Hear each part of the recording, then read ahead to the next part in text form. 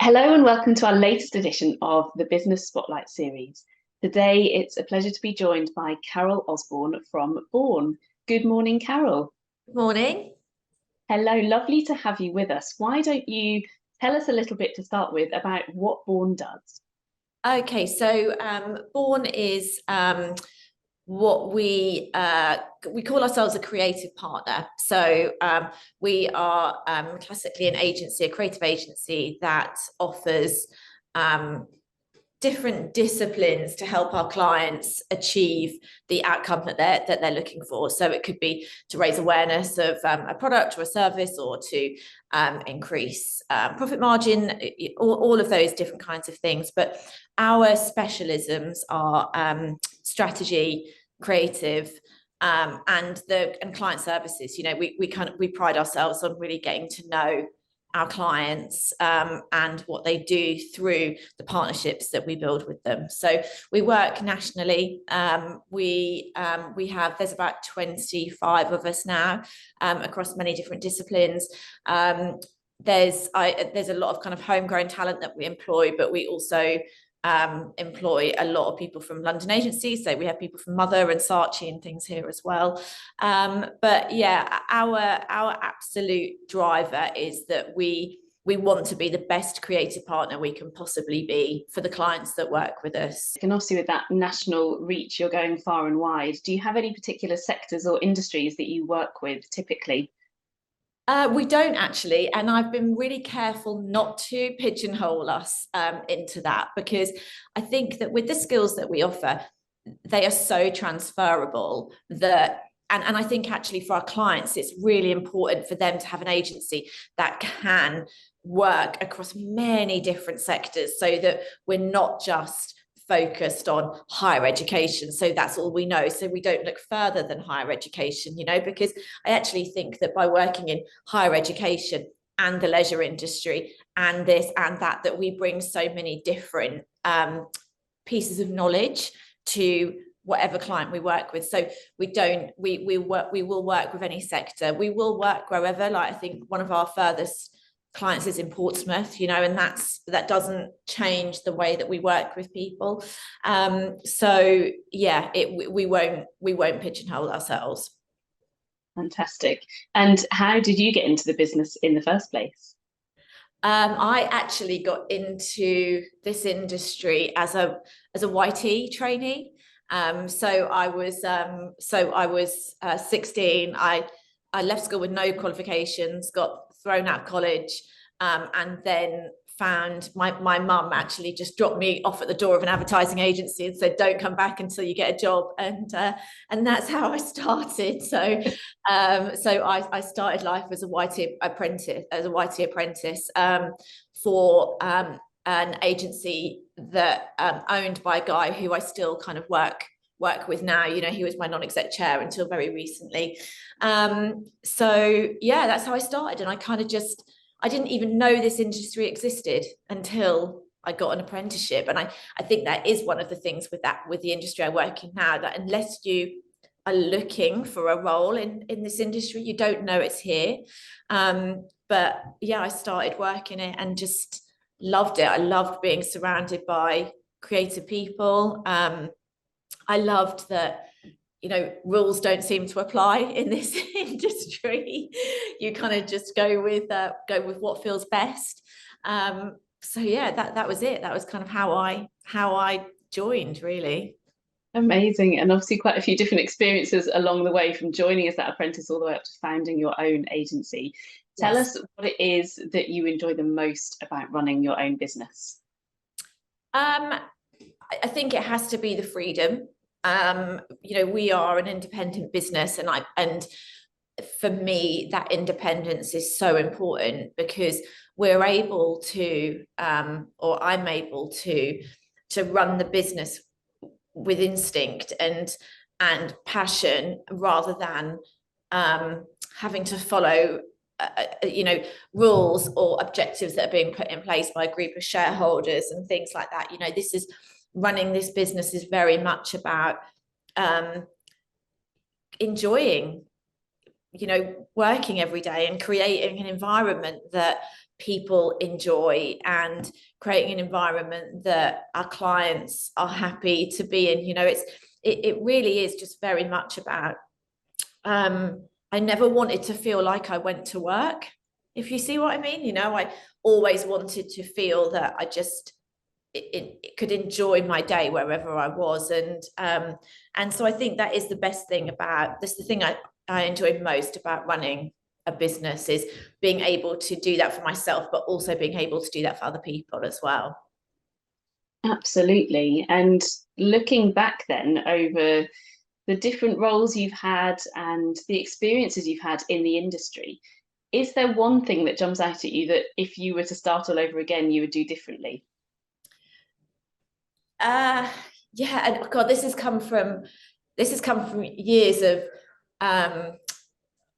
learning, but also growing, and then having to make redundancies and things like that, you know. So I think if I was to do one thing differently, it would be to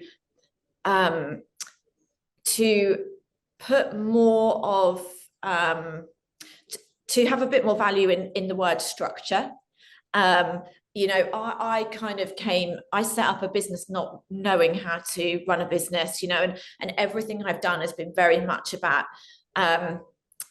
what feels right and what, you know, whereas I think if I could give anyone any advice about setting up a business, it would be to say, get the structure right as early as you possibly can, because that really helps when you grow, and it also really supports you when you have to make really difficult decisions and actually and maybe downsize occasionally, or, you know, if you get a client that you've never worked in that sector before, or, you know, anything, a structure beside you, whether that is people or process, I think would have made a big difference to the way that I've worked in the past, for sure. So I think that would be the main thing I would say. Not a structure that stops you from doing what you want to do, but a structure that supports.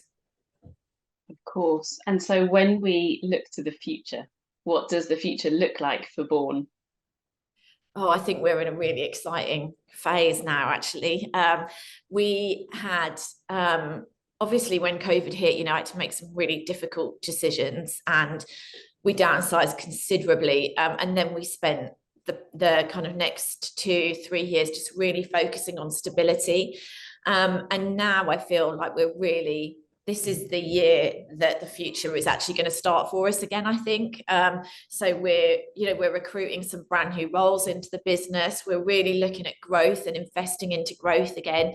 We're doing some of the best work that we've ever done now because of the talent that, you know, we've got here, but also the partners that we work with outside of this business as well. We've got some incredible clients that we're working with, and I just feel like I've never yet felt that we've reached our peak, and now I feel that we're gearing up to reach whatever that next peak is for us. You know, like, I think we're just in a really exciting phase. So for Borne, what I hope is that we will continue to do the work that we do and working with the clients in the way that we want to, you know, bringing in the talent and, you know, supporting newcomers into this industry. I want to still be able to do all of those things. And I want to leave, you know, I want Borne to be a legacy of a great place to work in this industry that produces great work, you know, and did it in the right way. So that's always been the ambition, and it continues to be. But I think now it's getting to the point where doing that, and with growth behind us as well again. So really exciting times ahead. And yes. Talked a little bit, you mentioned their legacy, and you've talked about structure as well. Are there any other key ingredients that you feel are important to a business being successful? I think it's a different, I think a business being successful and a founder creating a successful business are almost two different things. So if I was to look at it from a founder creating a successful business, I would say don't don't think that you have to wear everything on your own shoulders, and actually reach out to the people that are around you. Have a structure in place to support you. One of the best pieces of advice I was ever given was employ people who are better than you, like employ people who excite you and who can bring something new to the table.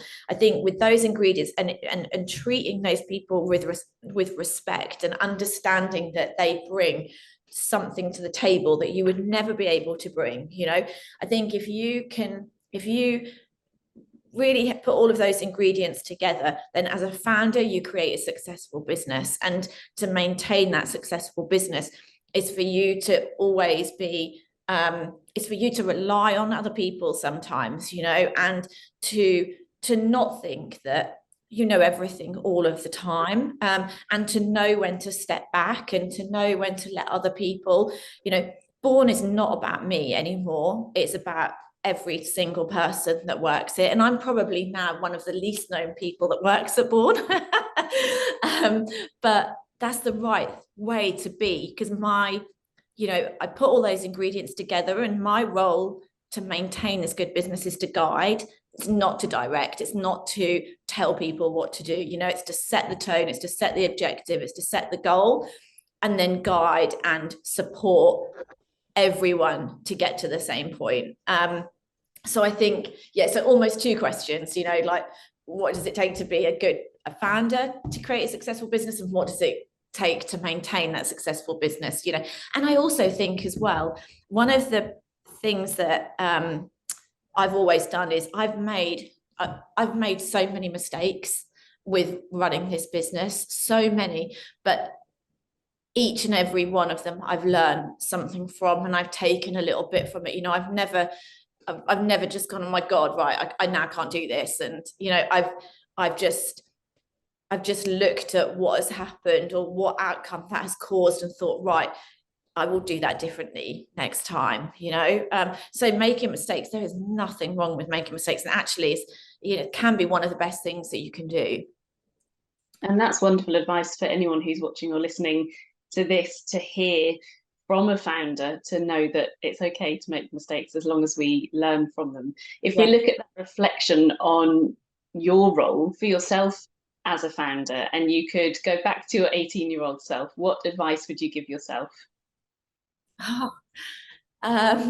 Blimey, God. Oh God, there's so many things I would say. I think maybe it's a difficult one, because actually, if I could, I would maybe say to that 18-year-old me, don't take everything so personally, you know, don't feel it as much as you do feel it. But I also think that actually by feeling it, it makes you a better person to lead people, because you need to have that emotional response sometimes. But I think, if there was anything that I would say, it would be, you know, don't take it home, you know, like, feel it, but let it go. Don't feel it and then hang on to it and hang on to it and hang on to it. I think that would probably be what I would, the piece of advice I would give to myself, is try and be a bit kinder on yourself sometimes. Yeah, well, absolutely. And I'm sure, again, that will resonate with a lot of people who are watching this, listening to this, in terms of being able to have that feeling around things, but then just be able to leave them there. So, Carole, it's been an absolute pleasure talking to you today. For anyone who would like to find out more about Borne, where should they go? If they go to www.weareborne.com, they'll find everything about us on there, and also links to our social channels, where there's a bit more about our personality as well as just our work. Fantastic. Well, thank you so much, and I wish you all the very best for the future with the business. Thank you very much for having me.